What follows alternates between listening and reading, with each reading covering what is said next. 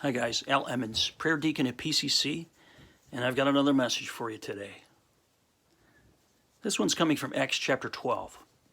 So go ahead and open up your Bibles. This is the story about a group of disciples and their prayer.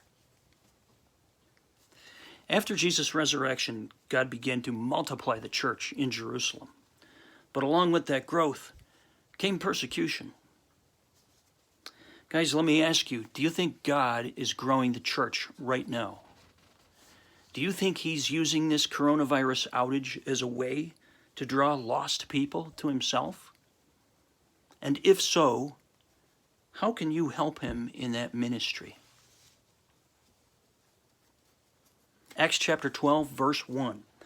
King Herod arrested some of the church leaders to persecute them. James, the brother of John, was arrested and executed. Peter was arrested and put in prison, his arms bound with 2 chains and guarded by 4 squads of 4 soldiers each. Why did Peter have to have so many guards? Look at chapter 5, verses 17 through 20. There was another time when Peter was put in jail with other disciples, and an angel came and released them during the night. So this time, King Herod wanted to make extra sure that Peter could not escape.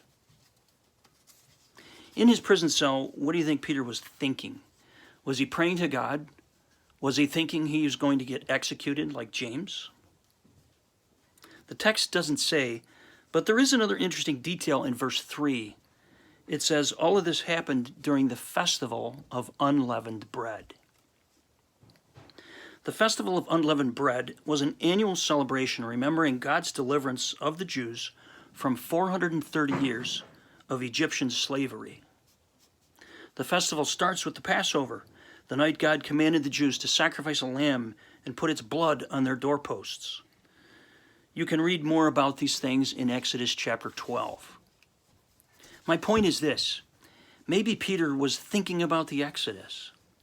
Maybe he was asking God for deliverance. He was remembering the Passover lamb, and he was thinking about the miracle of crossing the Red Sea. It's conjecture on my part, but it is kind of fun to think what these Bible characters were thinking in their own heads. What about Peter's friends? What were they doing while he was in prison? They knew how James had been arrested and killed. So what were they thinking was going to happen to Peter? Verse 5 says the church was earnestly praying to God for him. Verse 12 says many people had gathered and were praying in the house of Mary, the mother of John. The story also infers that they were praying during the night, because that's when Peter was released and knocked on their door. Guys, let me ask you, are you earnestly praying for something or someone right now? Do you call up other friends to pray on the phone? Maybe during this coronavirus downtime, people's hearts are open to God, and it's the perfect time for you to be praying for your lost friends. I'm going to wrap up, guys. Just want to say, go back and read about the Exodus. Keep reading in Acts chapter 12 about Peter's deliverance. There is a lot of good stuff in these scriptures. Blessings to you guys. See you next time.